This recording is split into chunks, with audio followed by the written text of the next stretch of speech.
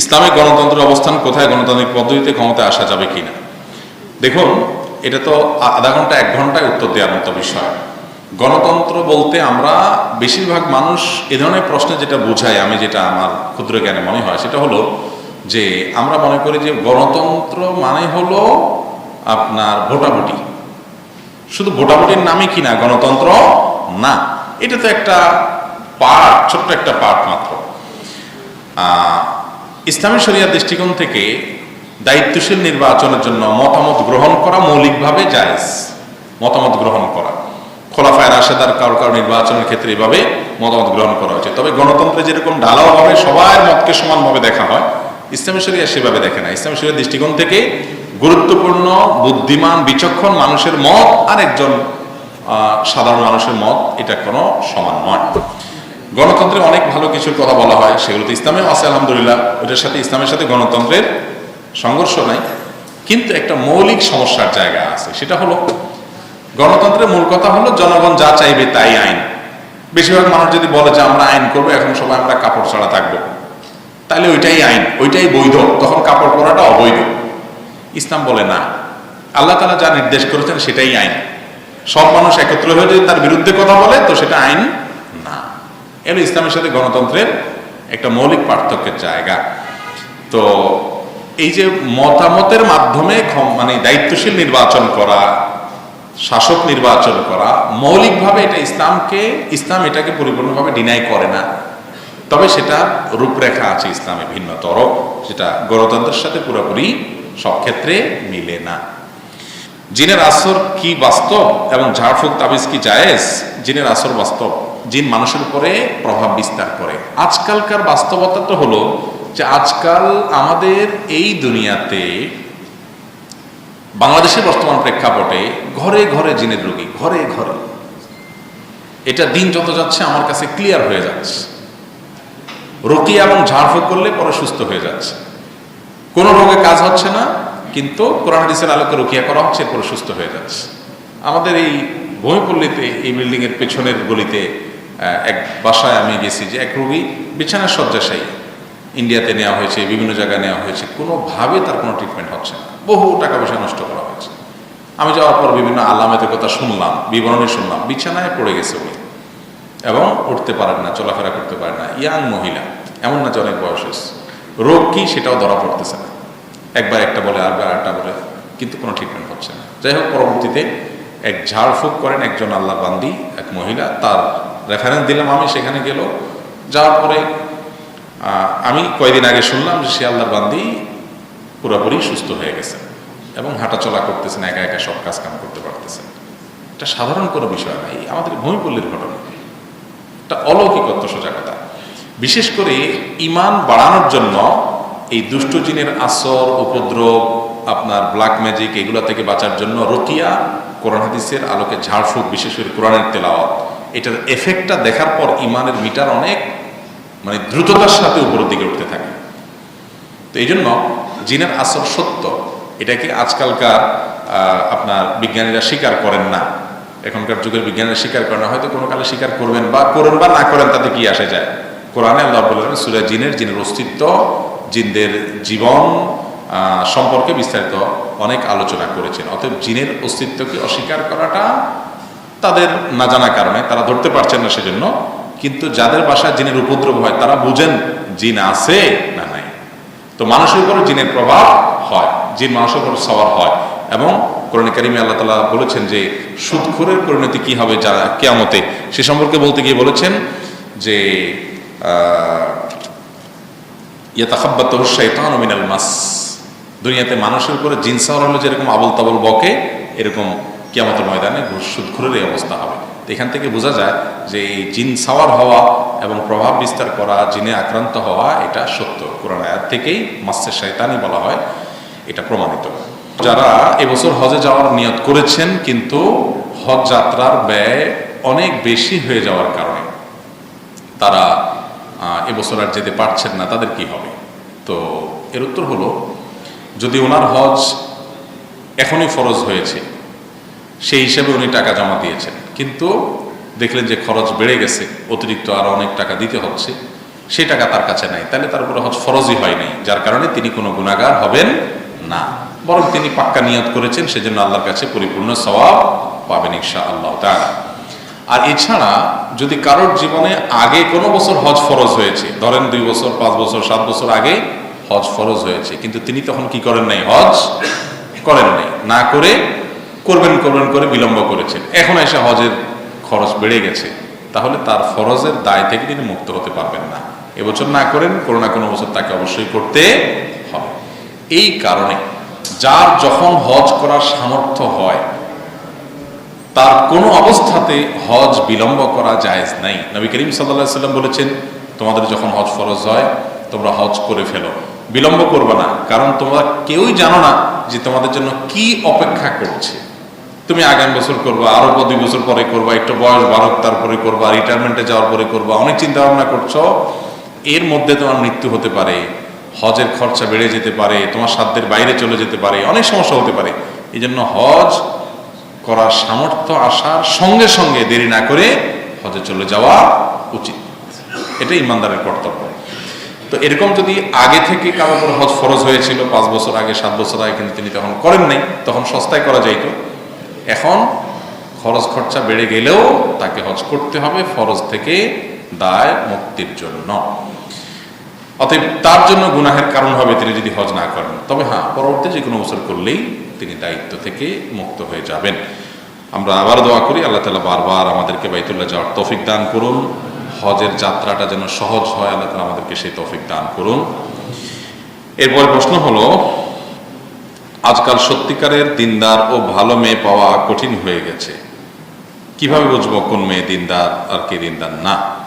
এই সমস্যা শুধু মেয়ের বেলায় না, এটা ছেলের বেলায়ও হয়, যে পাত্র হোক পাত্রী হোক এটা চেনাটা বড় কঠিন হয়ে গেছে। এখন এমন একটা সময়, এই সময়টাতে ভালো মানুষ আর খারাপ মানুষ চেনা সবসময় কঠিন, এখন আরো বেশি কঠিন, কারণ এখন মানুষের ভিতরে কপটতা, মুনাফিকি, দ্বিচারিতা, 2 রকমের চেহারা, এগুলো মানুষের মধ্যে এখন অহরহ হয়ে গেছে, যার কারণে দেখা যায় যে ফেরেশতার মতো একটা মানুষ, মাশাআল্লাহ কত সুন্দর কথাবার্তা, কিন্তু বাস্তবে দেখা যায় যে শয়তানের সাক্ষাৎ ভাই। এরকম আছে না নাই? অনেক মহিলা আছেন আমাদেরকে বলেন যে ভাই ছেলেটা বিয়ের আগে কি দিনদার, তার দাঁড়িয়ে আছে, সে প্র্যাকটিসিং, সে 5 ওয়াক্ত নামাজ পড়ে, মাশাআল্লাহ সে অনেক কিছু করে, ফেসবুকে তো তার মতো বুজুর্গ, তার মতো ওলি আর কেউই নেই, এত ভালো ভালো পোস্ট করে, কোরআন হাদিসের আয়াত ছাড়া কিছু নাই, মাশাআল্লাহ, মানে আমি তো মনে করছি সে ফেরেশতার মতো একটা মানুষ। বিয়ের পরে দেখি যে এই তো মানে এর চেয়ে খারাপ মানুষও দুনিয়ায় থাকতে পারে, আমার সন্দেহ হয়। এরকম বহু মেয়েরা আমাদেরকে জানান ব্যক্তিগতভাবে। আবার ছেলেদেরও একই অবস্থা, যে মেয়ে হয়তো বোরকা পরে, হাত মোজা আছে, পা মোজা আছে, মনে করছে ঠিক আছে দিনদার, এবার নিয়ে দেখলো যে এই পরিমাণ পীড়াদায়ক এবং এই পরিমাণ ফাসেক যে তার সাথে দিনের উপরে চলাই কঠিন হয়ে যাচ্ছে। তো কিভাবে বুঝবো? দেখুন, এটা খুব জটিল একটা কাজ। তো এই কাজটা কিছুটা সহজ হয় যেভাবে, সেটা হলো খুব পরিচিত সার্কেলে বিয়ে শাদী করার চেষ্টা করা। ধরেন কথার কথা, একটা মেয়েকে সবাই চিনে, আপনার মা বোন বা আপনি যাদেরকে চিনেন পরিচিত, তারা অনেক আগে থেকে দেখছে তাকে, তার নেচার, তার চরিত্র, তার ক্যারেক্টার, তার অভ্যাস, তার রুচি প্রকৃতি, এগুলো সবগুলো দেখে।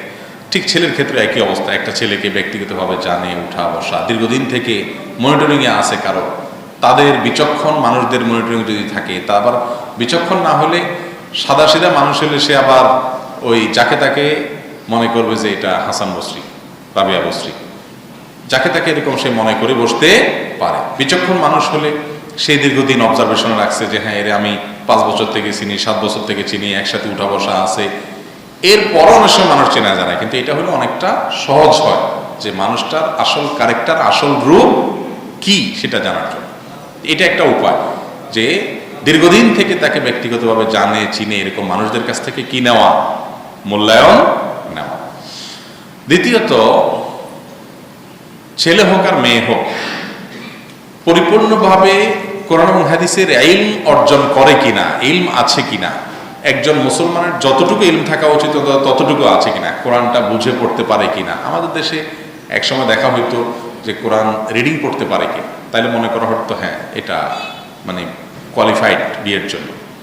তো এটা না, মূলত কোরআন বুঝে পড়তে পারেন কিনা, বুঝে পড়েন কিনা, অর্থ সহকারে পড়েন কিনা, আল্লাহ কি বলেছেন সেটা জানার চেষ্টা করে কিনা, হাদিস জানার চেষ্টা করে কিনা, এটা হলো প্র্যাকটিসিং মুসলিমের মূল বিষয়। যে কোরআন হাদিস নিজে স্টাডি করে কিনা এবং সেটা অনুযায়ী চলার চেষ্টা করে কিনা, এটা যদি থাকে তাহলে তাকে প্র্যাকটিসিং মুসলিম এটা অনুমান করা যায়। তো এই ব্যাপারে তার ব্যাপারে সুধারণা করা যায়। মেয়েদের অনেক বড় একটা গুণ হলো অল্পে তুষ্টি, অল্পে তুষ্ট থাকা। একই গুণ ছেলেদের জন্য অনেক বড়, কিন্তু বিশেষ করে দাম্পত্য জীবনের সুখের জন্য স্ত্রীর জীবনে তুষ্টির গুণ থাকাটা অনেক ইম্পর্টেন্ট। যেমন ছেলেদের মধ্যে সবরের গুণ থাকাটা জরুরি, মেয়েদের মধ্যেও সবরের গুণ থাকা জরুরি। তো এটা কতটা আছে পাত্র পাত্রীর মধ্যে, সেটা ব্যক্তিগতভাবে বিভিন্নভাবে মানুষের মাধ্যমে নিজে পরখ করে যাচাই করাটা দরকার। এবং ব্যক্তিগত সাক্ষাতে যখন দেখতে যাবে তখন এগুলো প্রশ্নোত্তর করে নেওয়া যেতে পারে যে তার চাহিদা কি।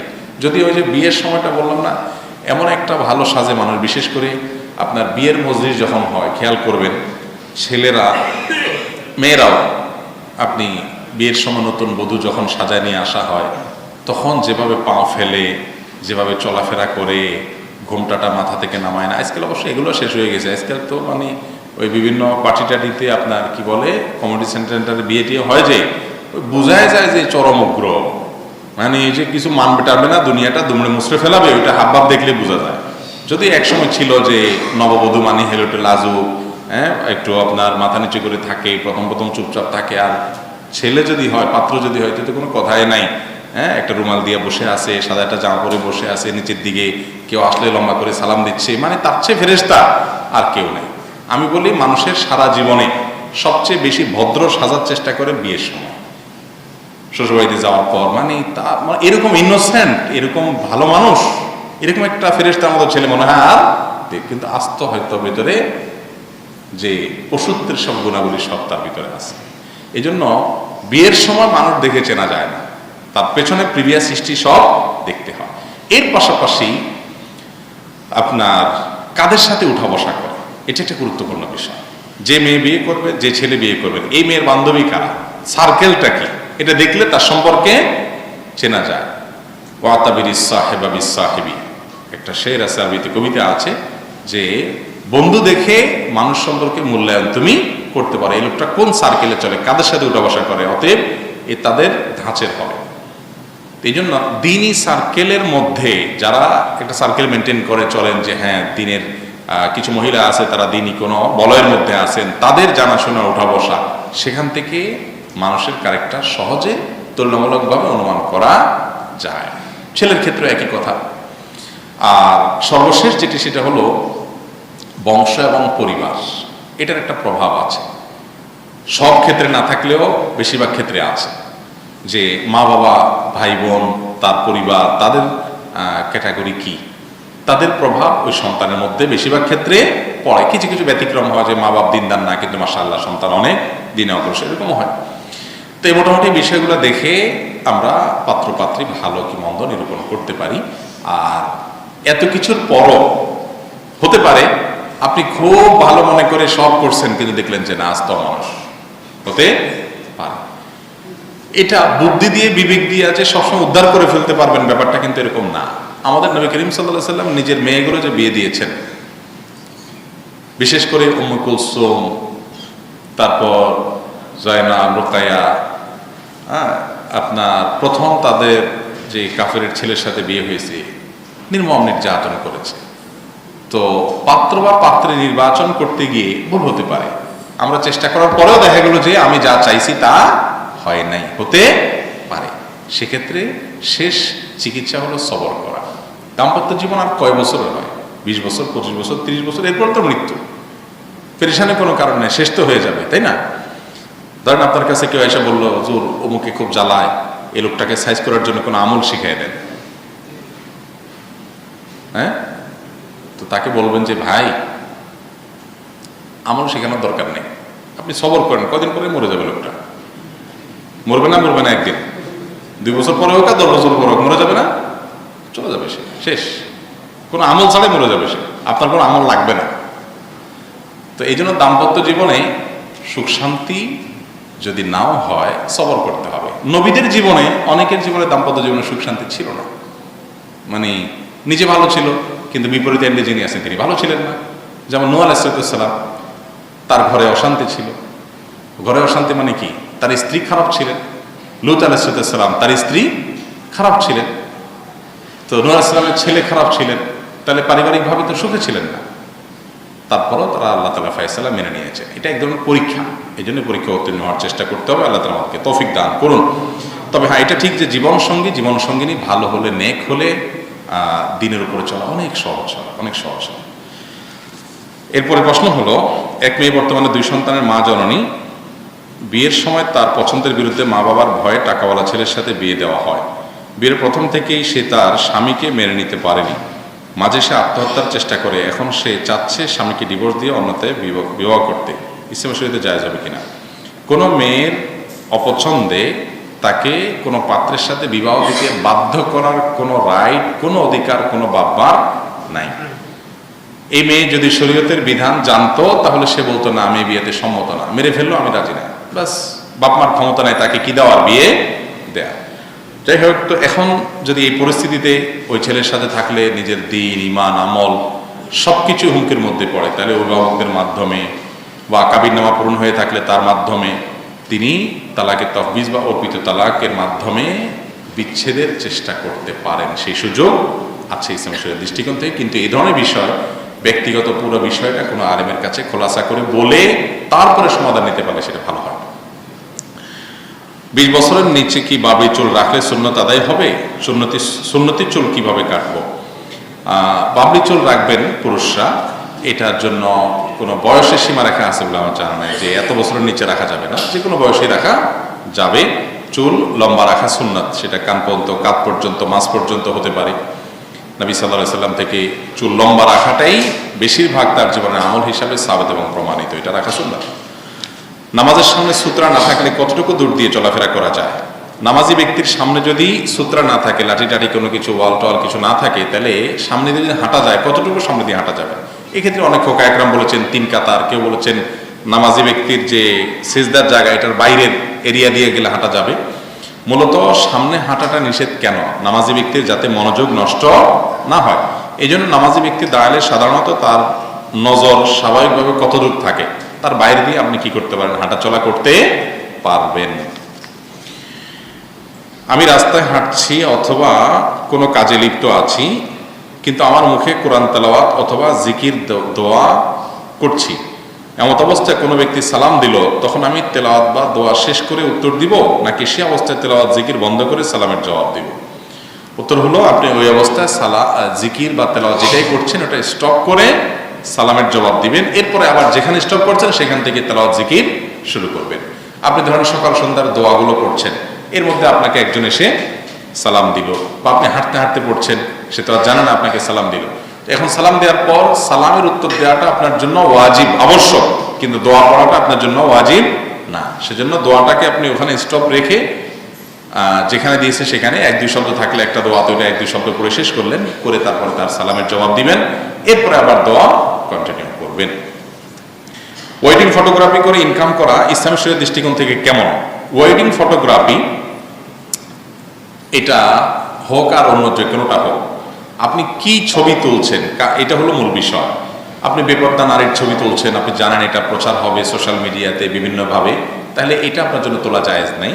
কিন্তু আপনি যদি ভালো কিছু তোলেন তাহলে সেটা আপনার জন্য কি আছে, জায়েজ আছে। ধরেন পুরুষেরটা পুরুষে তুলে দিলেন, আর মেয়েদেরটা মেয়েদেরকে দিয়ে তুললেন, মেয়েদের মধ্যে থাকবে এরকম যদি জানা শোনা থাকে তাহলে সেটা করতে পারেন। তো বিবাহ শাদীতে সেটা আসলে সম্ভব হয় না। এই জন্য বিবাহ শাদীতে এই ধরনের ফটোগ্রাফির কাজ অ্যাভয়েড করাটাই হলো কর্তব্য একজন ইমানদারের জন্য। কারণ সেখানে নারী পুরুষের মিক্সিং থাকে, বেপর্দা থাকে।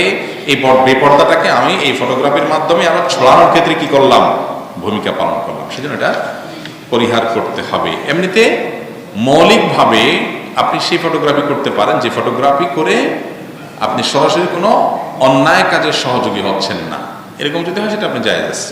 ধরেন কোনো একটা স্কুলের পিকনিক হচ্ছে, সেখানে আপনি ফটোগ্রাফি করলেন, তো সেখানে আপনি ফটোগ্রাফি করতে গিয়ে ছেলেদের ফটোগ্রাফি করলেন, মেয়েদের ফটোগ্রাফি আপনি করলেন না, বা সেটা আলাদা লোক দিয়ে করালেন, মেয়েদেরকে দিয়ে করালেন, বা সেখানে তারা কমিটেড যে এটা তারা অন্যায় কাজে ব্যবহার করবে না, একটু জটিল। এটা ঠিক যে ইন্না আরদাল্লাহি ওয়াসিআ, আল্লাহর জমিন খুব প্রশস্ত, কিন্তু তারপরে ওয়াদাকাত আলাইনাল আরদু বিমা রাহুবাত, ইমানদারদের জন্য দিন দিন সংকীর্ণ হয়ে আসছে, সংকুচিত হয়ে আসছে দুনিয়াটা। জান্নাতে